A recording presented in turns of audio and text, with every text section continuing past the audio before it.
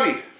Today we're kicking off our Banger Basics series of pre-World War II hop-up how-to with a look at the Ford Model A and B four-cylinder engine.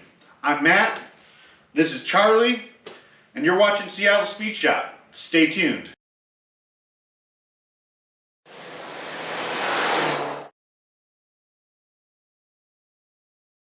In 1928, after 19 years, the venerable Model T would be replaced by a car that would become one of the cornerstones for a revolution in hot rods for the next several decades.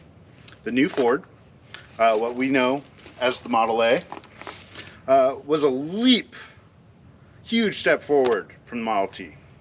At the heart of it was an engine that doubled the power of its predecessor, and from its introduction was the chosen power plant of many a hot rodder. For a time, it was the dominant Ford racing engine, and it held its own well into the Ford Flathead era. 4.8 million Model A's were produced between 1928 and 1931. While nowhere near the 15 million Model T's produced, there were still a lot of them. And I'd say they were endemic. They were affordable when new, and a used Ford was completely obtainable by a guy that wanted to soup something up. And I think that holds true then and now, at least for the Model A's.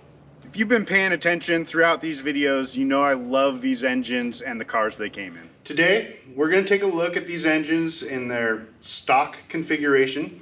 We'll also take a look at her hot little sister, the Model B, and point out the handful of advancements that the Ford Banger got over its production lifetime from 1928 to 1934. There are variances of the Model A motor that were produced for foreign markets. We're not going to get into anything past 34 right now. If there's enough interest, maybe I'll cover that stuff later. The Model A engine was developed in secret at Ford's Rouge plant in Michigan. All engine production in the United States by Ford was conducted there.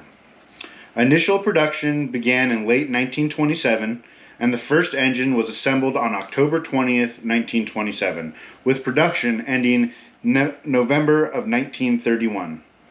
The new engine was unveiled on December 2nd, 1927, along with the new Ford, the first Model A, a four-door sedan that was given to Thomas Edison, famous inventor and friend of Henry Ford. Like its predecessor, the Model A engine was designed as a water-cooled reciprocating piston engine of L or flathead design, meaning the valve train is contained in the block with the design of the intake and exhaust ports creating a shape like an L. It had a bore of 3.876 inches and a stroke of 4 1/4 inches. It displaced 205 cubic inches or 3.3 liters for you non-freedom unit countries. And it weighed about a little over 400 pounds with that big heavy flywheel that they graced us with. The crankshaft was not counterbalanced. They have 3 main bearings, and they are poured Babbitt originally, though one of the later improvements of the Model B was a counterbalanced crank. The Model A compression ratio was 4.2 to 1, which was less than the Model T rated at 4.5 to 1, while the Model B was slightly higher at 4.6. The firing order was 1, 2, 4, 3. Both engines used a 7/8 18th thread spark plug, a Champion 3X. The Model A used a hand-controlled timing adjustment to control advance and retard of the timing via a lever on the steering column. Another of the advances of the Model B was a centrifugal mechanical advance distributor. We cover that installation on several of our other videos if you're interested in that modification. The distributor is driven by the rotation of the camshaft through the oil pump drive gear. It is driven with a lower shaft to the drive gear shaft that also drives the oil pump. The oil pump is a high volume unit, but the system is not pressurized in a modern sense. It pumps oil up into the lifter galley and uses gravity to feed the mains. The rods are splash or a dipper, and the Model B does have pressurized mains, but the rods are still dipper. Slight improvement, but still not what would be considered a modern standard. The camshaft is driven by the crank off the front of the engine. Both intake and exhaust lift, and the B was advertised at 334 and 341 lift. Both featured 1.537 valve heads in the block. Weirdly, they did not have cam bearings or hardened valve seats like a modern engine. Carburation on both the A and B is handled by a simple one-barrel updraft Zenith carb, no accelerator pump. Not a lot of circuits, but they work surprisingly well in practice. They even have a nifty control in the cockpit for adjusting the gas adjusting valve known as the GAV.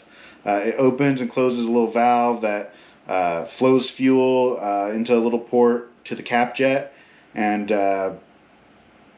you bypass the comp jet and the secondary well, and it functions to richen the mixture for more power.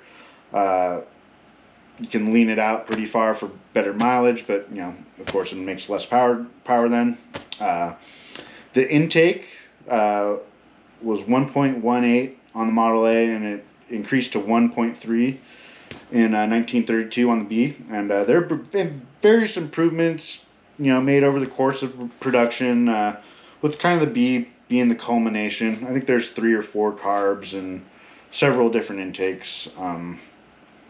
At one point, there was something like 19 different aftermarket carbs that were made for these, and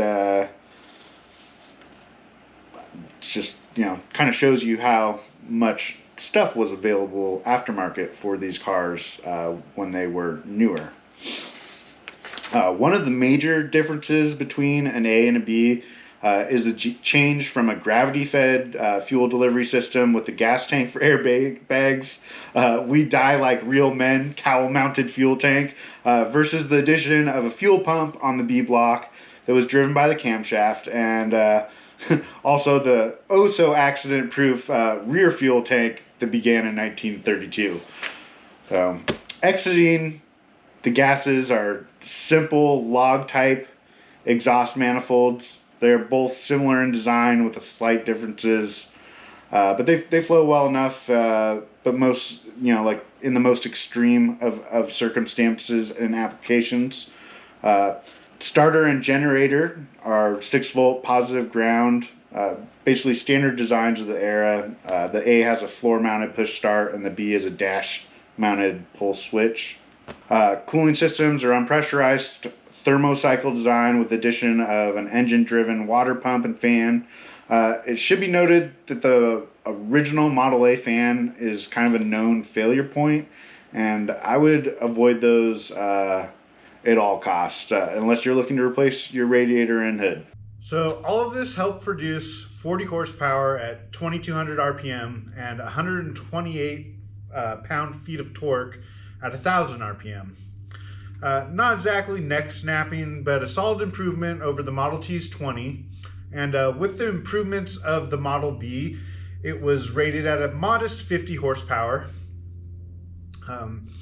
I felt like it was important to go through these bangers in stock configuration so you have a basic understanding of these engines, mainly because next time we're going to discuss the absolute basics of like hopping up one of these motors, and you'll be surprised how much power you can get with not a lot of money. So, like 50% more horsepower for around $500. So how's that sound?